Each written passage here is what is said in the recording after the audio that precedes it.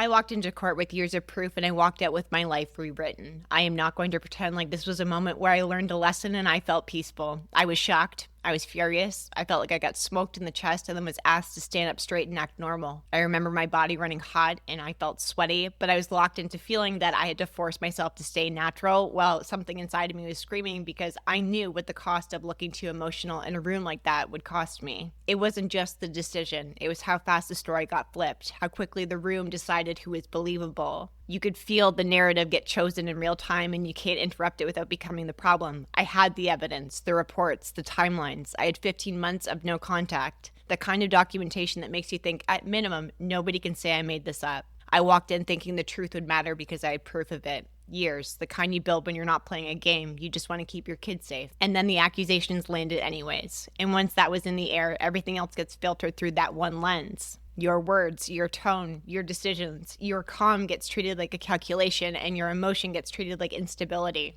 You can feel yourself being read through a story you didn't write and you're sitting there trying to hold your own nervous system down with sheer willpower. That day did not just change a custody order. It tied me to a man who harmed me through a legal structure and we called it co-parenting. It made the thing I fought my way out of become the thing that I had to communicate with forever because we share a child. It made my life feel like it was still connected to an animal, just with court papers instead of a marriage. I'm Meaghan Webster. I'm an abuse recovery coach, a trauma-informed strategist, and the woman a narcissist hopes to never meet twice. This is the Narcissist Worst Nightmare podcast, and this episode is the fourth piece of the Forged in the Fire series. Today, I am sharing with you what happens when the court decides your life. This is another piece of my story where the system did not protect me. The truth didn't get weighed the way that I thought it would, and I still had to walk out of the room while being a stable parent. Because court doesn't end the abuse for everyone. Sometimes it hands the abuser a new weapon and then expects you to behave like this is normal co-parenting. When I received the parental alienation letter, it did not seem like a legal document. It felt like a weapon. I remember reading it and having this immediate physical reaction. Hot, nauseous. My brain was trying to reject it because it felt so backwards and fake. The claim was that I had withheld contact and visits, that I had blocked the relationship,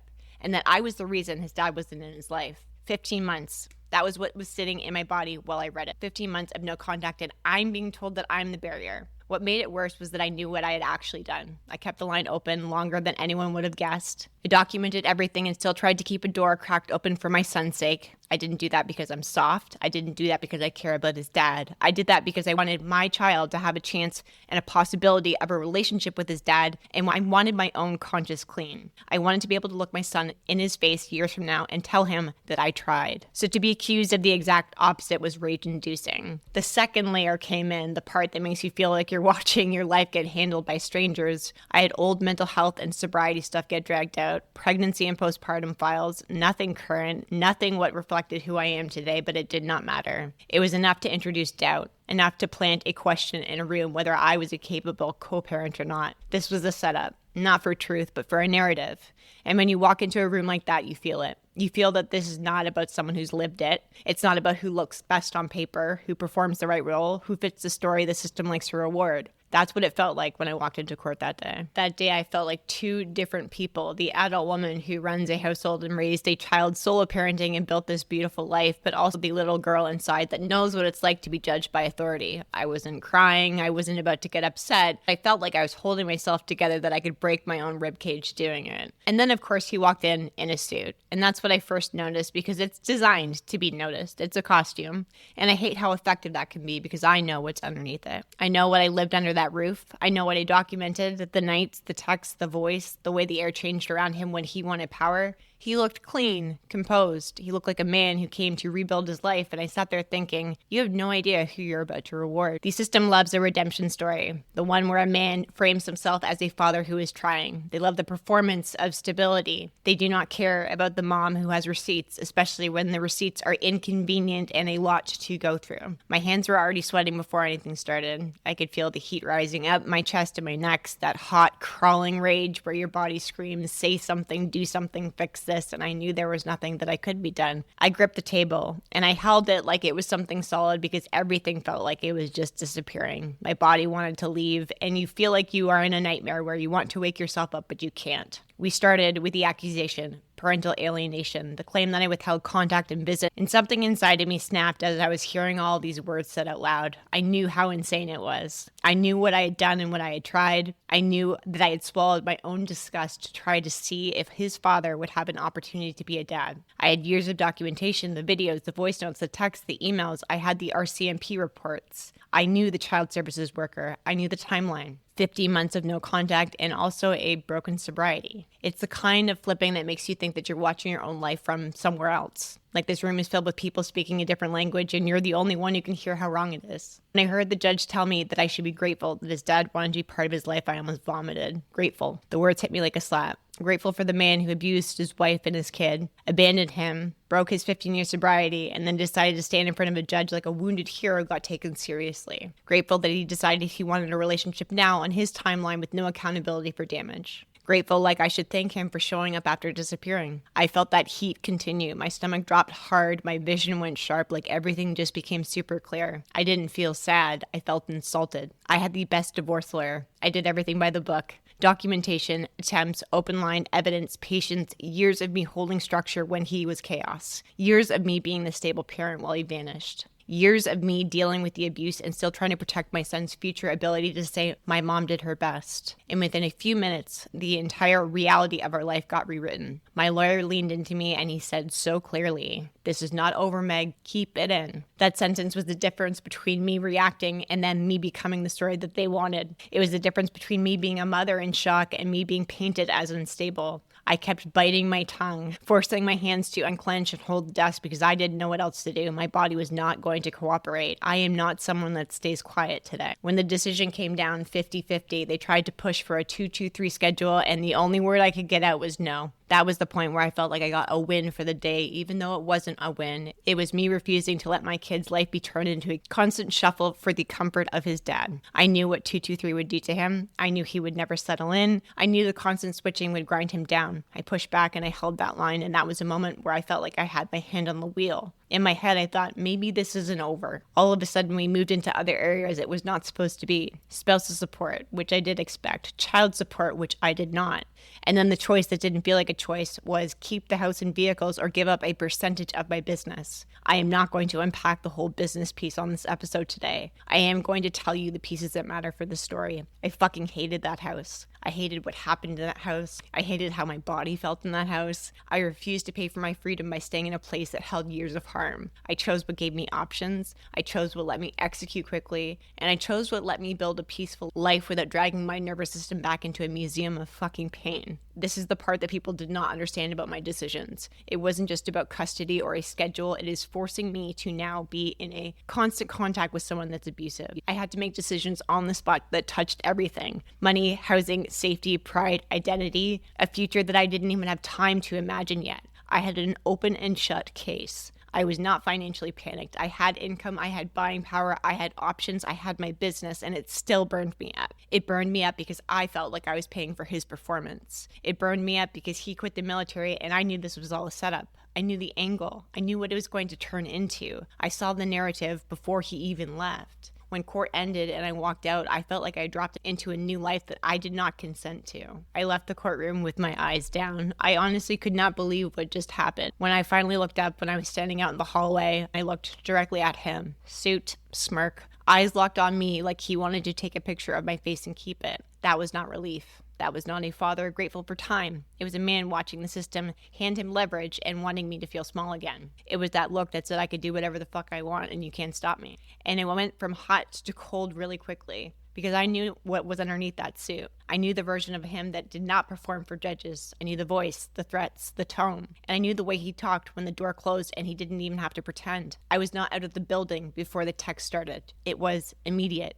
And I want you to understand the difference between court and those texts. Court was surreal. Court was language that did not match reality. Court was adults in a room pretending stability and best interest meant something when everything I had was ignored. My ex's texts were reality. They were the same as my marriage. Same tone, same intent. Not communication, not co-parenting, a direct hit. The first one said, "I told you I wouldn't stop until I destroyed your fucking life, bitch." And I read it and my stomach flipped. Not because it surprised me, but it confirmed what my body already knew. That decision did not create safety that day. It created a new reason for him to keep coming. The system gave him a mistake, and this is where the rage got sharp. Because in court, I was forced to sit there and be calm and polite and contained while my entire life got rewritten. I had to hold a face a certain way. I had to keep my voice steady, and I had to be a version of myself that would not get labeled. But on my phone, in black and white, there was the truth. This was a man who was not trying to rebuild a relationship with his son. He wanted to win. And now the win came with the schedule, and the schedule meant I had to communicate with him. It wasn't the custody piece alone that made me sick. It was the fact that I had to do this with him. My son was 3 at the time. I didn't feel like the same woman when I walked out of that courtroom. I felt like I was dragged into a life that I didn't choose.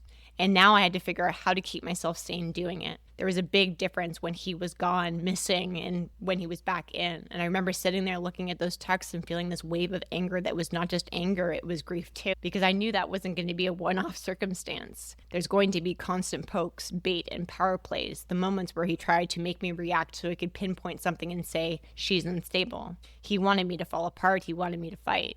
He just didn't want access to our son. He wanted access to me. And in that moment, I decided something that mattered way more than a court order. You don't get access to me like that. You can have Hunter's schedule. Yes, you get a co-parent, but you do not get access to my nervous system, my emotions, and my reactions, and you do not get to pull me back into this level of conflict. And that decision did not make me feel better instantly, but it did help me wake up. Because I knew the next part was not going to be about proving what I already knew. It was going to be about protecting myself and my son and learning how to live inside a court order without letting it turn into another fucking cage. The hardest part about all of this is we had about 3 days. We had about 3 days until the order was in effect. And the hardest part was going to be me telling Hunter. I couldn't tell him that first day. I told him at dinner that night the next morning I wanted to have a conversation. We decided to sit in his room on his chair from his Nana, the place where we read stories and had sleepy mornings and little moments where his body just melts in because he knows he's loved. I held him close and I remember looking at his face thinking like, I have no idea how I'm going to say this without hurting you. There isn't a gentler version. There isn't a way to make this soft or easy. And I'm going to have to tell him the truth and I'm going to have to hold him through it. When I shared with him the changes, he started crying and so did I. It was not something that was quiet. He was very upset. I was looking at my son's face while he was trying to understand why his life was changing, and I could feel my whole nervous system screaming at me to protect him the way that I always had, in the same breath, knowing that I couldn't control what came next. He begged me not to go. He said it several times and he pressed further into me like it would stop. He told me things like his dad doesn't love him, that he's scared of him. He asked me to call his dad and say, no, thank you. A 3-year-old who's trying to refuse something politely because that's the only power he thinks he has in that moment. And I told him that if we have manners and respect when we ask, it's more likely to be received well. And then he repeated something to me that I've said to him 100 times. My job is to keep you safe and your job is to help me. He said, Mama, it's your job to keep me safe. Dada is not safe. I don't want to go. These are the moments that rearrange you as a mother, and that was one of them for me, because it wasn't fear coming from my imagination. It was the things that my child remembered. He was saying it to my face, clear as day, while I was holding him, and I realized I couldn't be the buffer anymore. That's the piece that tore me open. It wasn't the courtroom, it wasn't the sadness or the helplessness. It's the fact that I couldn't do the one thing that I'd always been done, which is make sure my kid felt protected. I couldn't control the room. I couldn't control his dad's mood. I couldn't control what would be said or done. I could not step in and redirect. I couldn't make it safer by being there. I was being forced to hand him into something he didn't want to do. I remember sitting there thinking I was betraying him, like I actually had some kind of a choice, thinking I had spent years trying to fix this and make him feel safe, and now I'm being told to act like this is normal and reasonable and good for him. I had to swallow every instinct in my body, and I wanted to say no. I had to be the adult with the calm voice while my kid was pleading with me to stay at home with me. I did the only thing that I could do. I told the truth. I told him that this was not my choice, that we had to try, and he could call me if he needed me anytime. I reminded him that his dad missed him, even though the words felt sick in my mouth, because I needed him to have something he could hold on to that wouldn't allow him to feel abandoned. I went back to the doctor analogy because that's the only way I could explain it without dumping adult details into his life. I said, you remember when I said Dada was sick and he needed to get some help, and when he was ready he would come back? And Hunter said, yeah. I said, well, now he's ready to see you. And I hated saying it. I said it anyways because I knew my son needed a bridge between something he did not understand and what was actually happening. I have that conversation recorded on a video. I cannot tell you what it feels like to watch that back. There's no training for something like that. There's no right way to do it. You just do your best. You keep your arms around them and you try not to let your fear spill onto their little body. After I took him to school, I sat on his bed and I cried for most of the morning. Not because I didn't love my son to be strong enough. I loved him more than enough to try and take the pain from him. I cried because I felt powerless in the most backwards way. I cried because I felt like I was carrying all this weight while my child was asking me for one thing that I could not give him. I will never forget the look on my son's face that day and realizing I could not protect him in the way that I used to and still having to try to act like I could. The first week I didn't have Hunter didn't feel like a break. It felt like my body got ripped out and left on the floor. The house was quiet in a way that was awful, not peaceful. I kept hearing little footsteps that weren't there, a toy dropping, a random mama from another room. My brain kept expecting him to appear. My body had not caught up to my reality yet. I'd walk into the kitchen and still reach for his cup. I'd look at the clock and feel that automatic urgency for bedtime or meal. And then I remembered I had nothing to plan around. He's not here. I didn't sleep. I wasn't up scrolling or working. I couldn't really function. I kept cycling the same thoughts until I felt nauseous. I tried to eat because I knew I should, but I couldn't. Water felt heavy. Everything inside of me felt like if I relaxed, something would slip through my fingers. I was functioning, but I was not okay. The hardest part for me wasn't missing him. It was knowing that I wasn't there. I wasn't there to see his face when he woke up. I wasn't there to see his eyes or catch his tone or the little moments where you can tell he's holding something in his little body and he didn't have words for it. I wasn't there to redirect. I wasn't there to step in if the energy shifted. I couldn't be the buffer between my child and a man that I had years of abusive evidence on. Feeling powerless. I was still experiencing grief mixed with rage, mixed with disgust because I had handed over my son to someone he told me that he was scared of, and I just had to follow the order and hold it together and pretend like it was normal. I replayed the conversation from the day before like a loop in my head. I counted down the minutes to the first FaceTime call like it was a medical emergency. When the call finally came through, I answered so fast my hands were shaking. I tried to keep my voice calm, but I was scanning his face for clues. So I was watching his eyes, his energy, his mouth, his posture. I was able to tell in half a second if he was okay or if he was masking, if he looked like himself or if he was shut down. And then there was the background. Behind him on the screen was my old house, not his dad's place, mine. My furniture, my stuff, my photos, the little pieces of me and Hunter that made our home feel like a normal life. It felt like I was watching a reality show through a window and I could not control it. I felt sick to my stomach. Seeing the house in the background of the call hit harder than I expected because it made it obvious. It wasn't just him and being out of the safety of routine and to being in togetherness, but it was also knowing what could be happening in my own home. It was such a mindfuck to see my life set up behind him while I was stuck on the other side of a screen trying not to fall apart. Hunter wasn't hurt. There was nothing obvious. He did look tired, but he just looked like a kid who was trying to be brave in a place where he didn't feel like home yet. I tried to keep it all together because I didn't want him to feel responsible for me. And as soon as I hung up, I bawled. I was relieved that he was okay, but I felt a very deep, ugly grief bubbling up because the kid that I tucked into bed and then the kid on the screen was not the same person. The first week showed me how much of my nervous system had been built around being on duty, not a cute mom thing, a survival thing. I spent years being the only parent, the predictable one that handled everything, and suddenly I was forced to step back and accept this new reality I did not agree with. It still messed with my identity. I had a choice that week, and it wasn't about custody. It was about who I was going to be. I could spiral and let fear take over my body, or I could stay clear enough to be a stable landing piece for Hunter every time he comes back. I could let rage drive my mouth, or I could stay clean enough to keep my kid out of the blast zone. The decision was not one that was super simple, but if I lost myself in this again, it would hurt Hunter, so I tightened everything.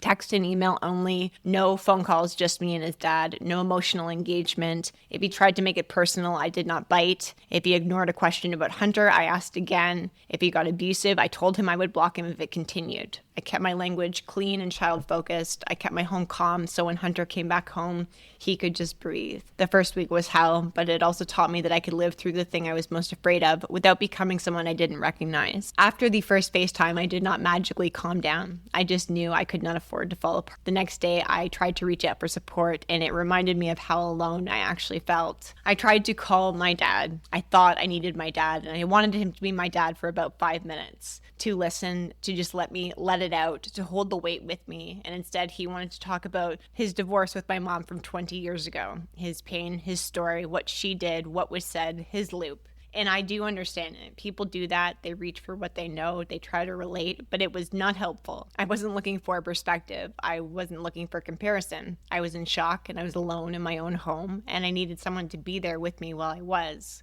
So I hung up the call and I felt even lonelier than when I had picked up the phone the first time. So I decided to call my first sponsor from AA. I am not in AA anymore, but I live by the principles. I live by acceptance and letting go. I live by releasing resentment before it rots me from the inside. And that day I was so angry and so scared that I needed someone that could hold my truth without telling me that it was a problem. So I told my first sponsor in AA what happened. I let it all out. There was no editing. I did not try to sound composed. I was not the strong version of myself. He is an old school Scottish man, and he said to me very clearly, "You know what the fuck to do, Meg. Clean house, trust God, serve others." And the line hit me hard because it was not comfort. It was who he was. It was direct. And it was him handing me back my own agency in the middle of a situation where I felt like I had none. The clean house part mattered more than people will probably understand. Amends is a big part of the AA program. And it's brought a lot of peace to my life because they force you to take responsibility for your part. Not as shaming, but as ownership and integrity. It's a way of living so you don't leave messes behind you and pretend that you're fine. It's actually the reason why my dad and I are reconnected. It's the reason why he and his wife are in Hunter's life. And it wasn't the first time that amends did something for me, but it was me doing the work and owning what was mine. See, in a situation like this with my ex-husband, I cannot control that. But there are controllable things in your life today that you can do something about. So when my sponsor said clean house, my brain went straight to the amends list. I have an amends list, people that I feel like I did harm to or I didn't treat the way they deserved, people I need to take some ownership with. Most of my harder ends were done in my first year of sobriety because they were important and required. Now I'm a human, I make mistakes, I do things, I say things I'm not proud of, but I always own it. So that day I chose my easy list because when life feels out of control, there are things that you can do to make yourself feel better. There are actions you can do to put yourself back in your body. There are practices that can shift you from powerless to present. And there are a lot of different spiritual practices that understand this. Sometimes you move through a door by fully opening and closing others. You acknowledge what happened, you clean up what's yours, and you stop dragging weight you don't need to hold on to. And on that easy amends list was my now boyfriend. That is a conversation for another episode completely, but what ended up happening here was an amends that reconnected us. This is a man that's been with me through everything, even in the early days when it was ugly and messy. Amends are not meant to reignite or reconcile. That is not the purpose of them. It is ownership, but this was different. Even today, my first sponsor calls him my amends boyfriend. And I'm always incredibly proud of myself for choosing to do the right thing, for staying sober, for finding people that are willing to listen and willing to support, for leaning into practices that can actually change how I feel when there are circumstances, people, places, and things that I cannot change. For me, it was a big bridge, the hardest days of my life and how I moved through them without losing myself. I am recording this podcast episode on February 19th. The initial court thing that happened to decide that we were going to be co-parenting 50-50 was back in June. It doesn't mean that I'm fully relaxed about the situation. There are still some moments that I find questionable. I do not agree with how his dad parents. There are differences that irritate me and certain things that also just don't matter. There are moments where Hunter will mention something and I feel like I get a little bit uptight about it because I care and I'm protective, but there's also moments where I know he's caring more than he can explain. Not because something happened, but switching homes between mom and dad for a 4-year-old when nothing bad is happening, it makes them feel split. It makes them feel like they have to be a different version of themselves depending on who they're around or what door they walk through. Hunter has struggled with having 2 homes, not in a way that looks like a big crisis on paper, but it does change the atmosphere of your home when he comes back.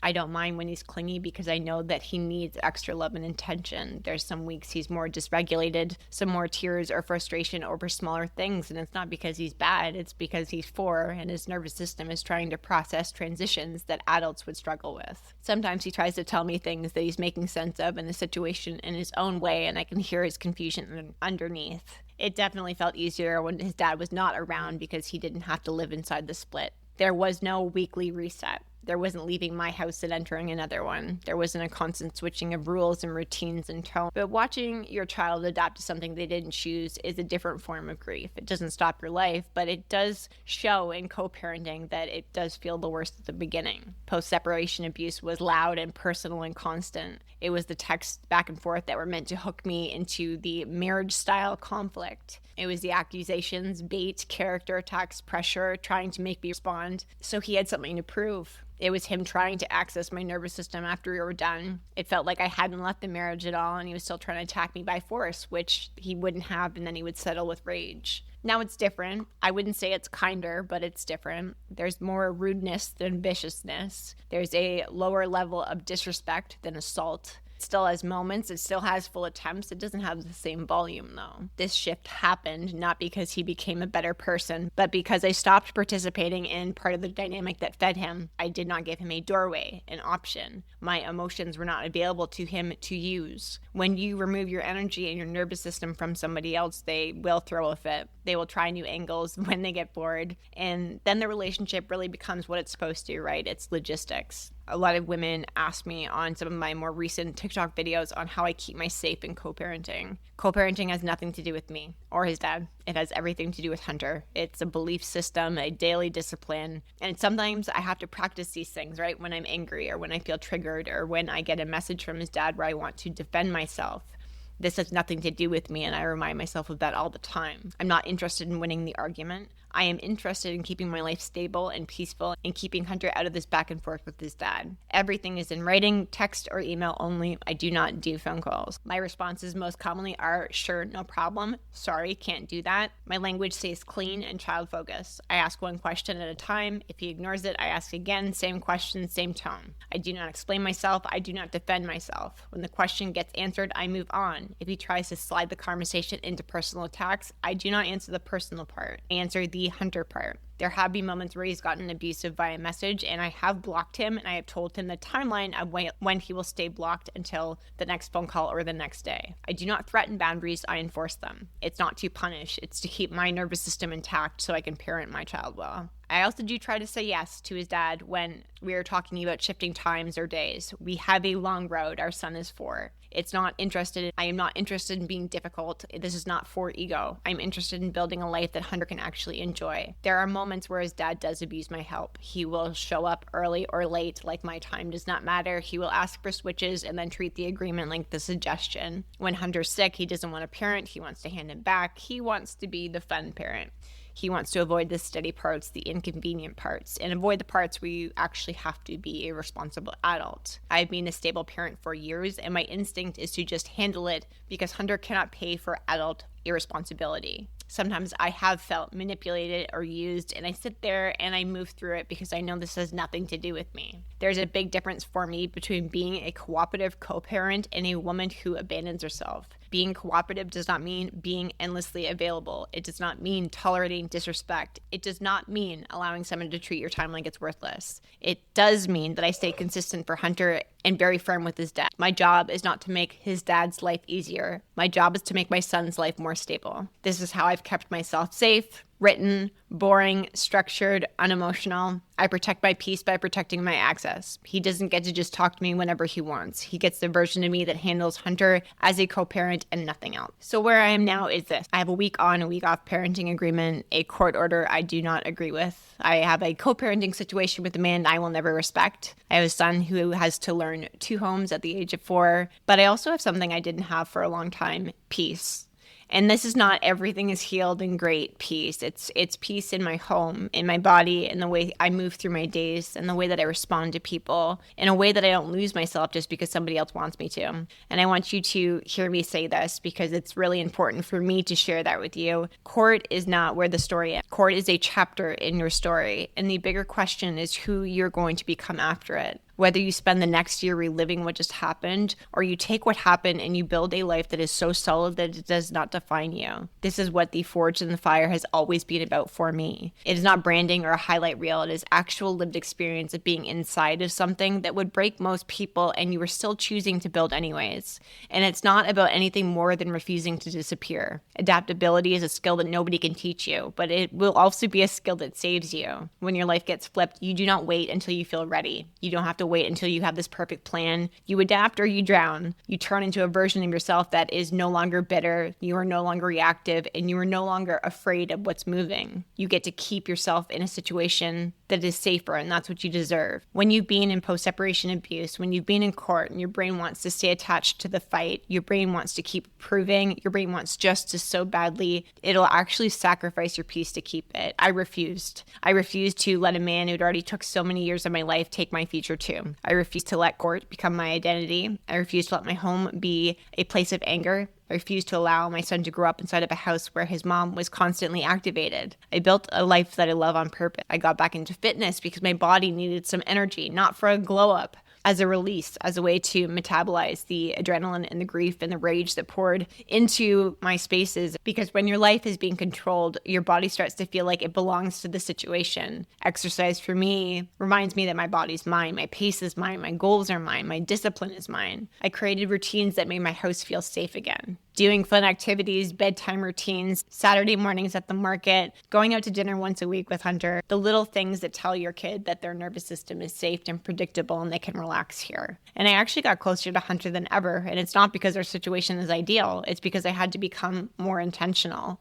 When you have less time with your child, you stop wasting the time that you do have. You listen harder, you watch more, you become more present because you're not taking any of it for granted. There is a depth that gets built when you become the safe parent in a split home. The parent whose tone is steady, the one who doesn't use their kid as a messenger, the one that doesn't talk shit, the one who doesn't make the kid manage adult feelings and makes home feel like a landing place. That's what I choose. And I'm in my first healthy relationship. And I know that you want to hear that because women listening to me have a story in their head that if court ruins my life, I'll never feel safe again. If I share custody, I'll never recover. If I leave, I'll lose everything. If I don't win, I'll be broken forever. Absolutely not. You can have a beautiful life after the worst chapter. You can love again without being controlled. You can build stability without begging for it. You will have laughter in your home again. You can feel held and seen and experience calm. You can have a partner who loves you for just who you are. This is very real for me now. You can do everything right and still have your life flip. I'm not saying my story is your story, but there's a part of this that is a brutal truth because it makes you want to believe the lie that if you are perfect enough, you'll be protected. You won't. Sometimes you can be the most responsible person in the room and still get hit with a decision that changes your life. So the question really becomes, what do you want to do when the system fails you? I get comments under my videos about this all the time. You stop giving your power away. You stop letting fear make decisions for you. You grieve what you need to grieve and then get practical about what comes next. You become the kind of woman who can adjust without losing herself. The one who can take a hit and still stand tall. And that's the difference between women who rebuild and women who stay stuck talking about what happened for the next 10 years. Your child does not need the perfect circumstances. They need one parent who is steady. You cannot control a lot of things in this, and I know that fully. The mistake that I see in a lot of women here is trying to win a war that they can't win in real time, and they end up bleeding themselves out in the process. The power you do have is what your child comes home to. Court did not give me closure. It did not validate what I had lived. It didn't reward the stable parent. It didn't sit there and patiently review years of receipts and then hand me a gold star. It forced decisions, then it moved on. If my peace depended on a system understanding me, I would still be stuck inside that courtroom emotionally, replaying it, trying to make it make sense. Peace came from what I chose after. I stopped treating his dad's behavior like something I had to be involved with. I stopped giving him emotions as material to use. I tightened communication to only about our son. I kept everything in writing because that's how I protect myself best. I built a life that had structure. I protected my sobriety like my life depended on it because it did. Staying clear for me meant that I could parent well. It meant that I could respond instead of reacting, that I could be the safe place my son needed instead of creating another storm that he had to survive. Fear is something that will keep you trapped the longest if you let it. Not because of anything else, but fear is very persuasive. It'll tell you to delay the move, soften the boundary, avoid the conflict, keep the peace, wait until the timing is better, until you're less tired, until you have more proof, until you feel ready. Sometimes the timing never becomes better, and the thing you become afraid of is the thing that happens anyways. Nobody wants to talk about that part. You don't need to be fearless. You need to stay in your own authority because fear will try to hand you your authority back to the person who's already taken enough from you. I'm not angry anymore, and it's not because this was okay. It's because I'm not feeding the connection. Rage can keep you tied to someone for years if you let it. I'm not giving anybody access to my nervous system. I do not build my days around anybody else's choices but my own. My life is mine, and my relationship with my son is in a better place than it ever has been, and my home is calm because I made it that way. I got here by refusing to lose myself. If you're in a place where you're terrified, you're going to lose everything. I'm not going to lie to you. Sometimes you lose pieces, but more often you rebuild from a place you didn't expect, from a timeline you didn't want. but you do not have to lose yourself. What I shared with you today is some of the things I wish I never had to learn. You can do everything right and still get hit by a decision that makes no sense. You can have all the evidence, all the documentation, be the stable parent, and get your reality rewritten. The part that matters the most is who you become. And I didn't get peace from being believed. I got peace by staying myself. My life is quiet now, and I will continue to rebuild, and none of that has to do with my past anymore. If this episode cracks something open in you, good. That means you are not just listening, you are evolving into somebody who has a desire for change and no longer wants to be afraid of what comes next. Please share this with another woman who needs it. Hit follow so you do not miss the next one. Send me a DM on Instagram, and please tell me what landed the hardest for you. And please register for the Get the Fuck Out game plan call below. It is a free training where I'm going to teach you how to become a virtual assistant from your home and build income quietly so you have real leverage options. Not someday, not when he's nicer, not when the system finally listens, now. You need a way of moving without setting off alarms. You need a plan that you can start while you're still living inside of the abuse. This is it. The registration link is in the show notes. This call is free. We are building your buying power on purpose.